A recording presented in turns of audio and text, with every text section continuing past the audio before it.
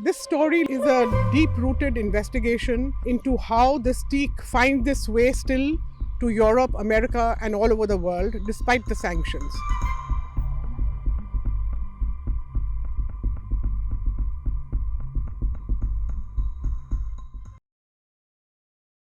So the Myanmar investigation, in fact, is the story for which there was collaboration from a large number of partners, and there was a lot of exchange of information and data and spreadsheets in the ICIJ's iHub, and everyone benefited from it. We also got some exclusive information, some data from the Myanmar Revenue Service. But let me tell you about the story first. It's been 2 years since the coup in Myanmar, and almost immediately after the coup, the EU and the US passed sanctions against the import of Myanmar teak. Now, Myanmar teak, or Burma teak as we know it, is the finest teak used for furniture and used for ship decking. These sanctions banned import of all teak from Myanmar.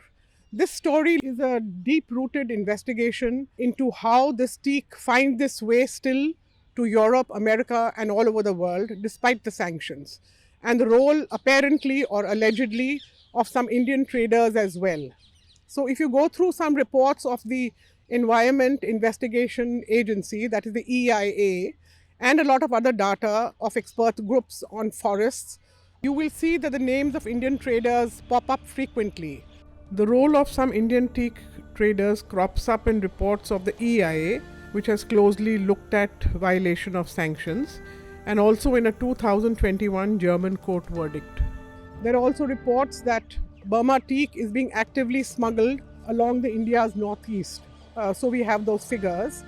Technically, India has not banned the import of teak from Myanmar, but it is often regarded as a leakage country. To get a feel of the story, I went to some of the sawmills and I went to places in Maharashtra where these traders who have been mentioned work and actually got the sawdust of Burma teak and felt the story, and asked them about the data which shows that they have been actively importing teak from Burma and exporting it to EU and American countries still. So that is what the investigation is about. It also talks about how due diligence is obviously very lax in India still, and what needs to be done thereafter.